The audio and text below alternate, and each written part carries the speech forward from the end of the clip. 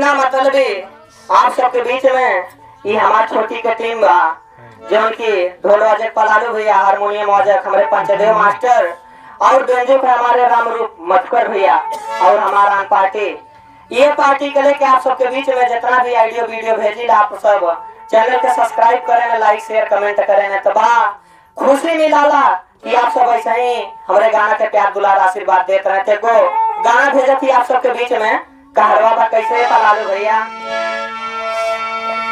एगो औरत अपने सैया के बारे में बतावत कैसे बा। अरे बनारसिया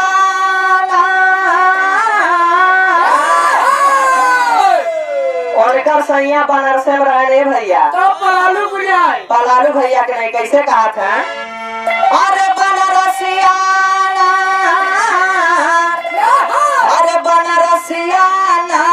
पियावा हो गईले हमार बनारसिया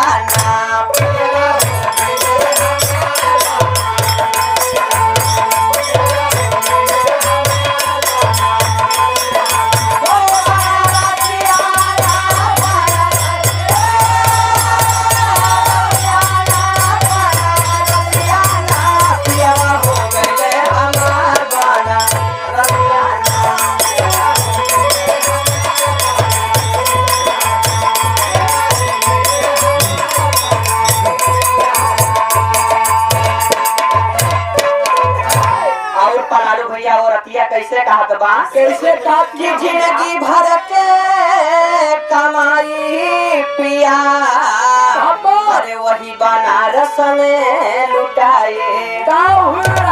वही बनारस में रह गए मधुकर भैया पलालू भैया के लेके कि जिंदगी भर के कमाई पिया और बनारस में लुटाए। तो हम के लड़के बीरहीन सवातियाना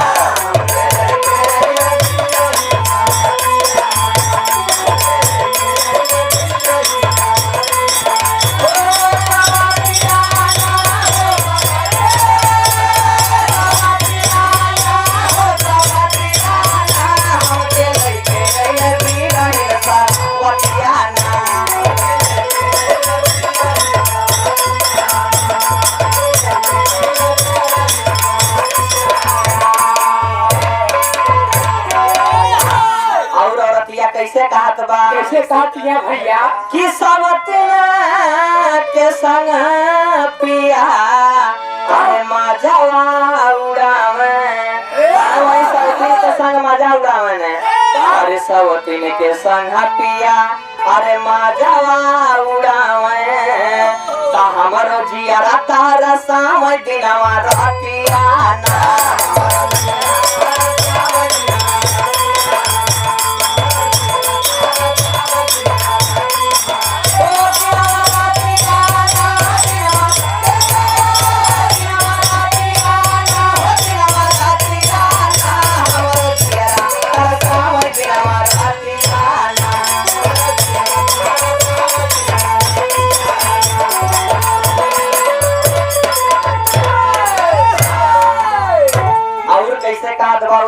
पंचदेव भैया कैसे कहतिया भैया कि कब हो न लाए पिया अरे लोहा के मुनरिया।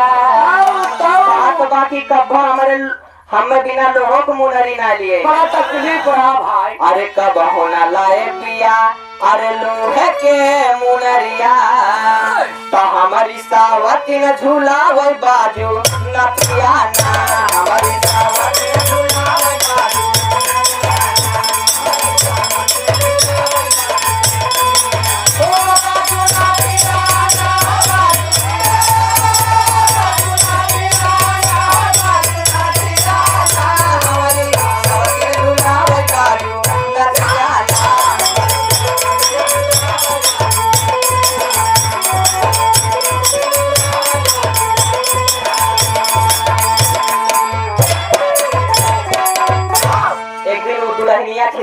खिसियाई का कहत बारे पंचदेव भैया कहा कहतिया भैया कि जियारा जर के साखी होला एक दिन अरे चली बनारस टोला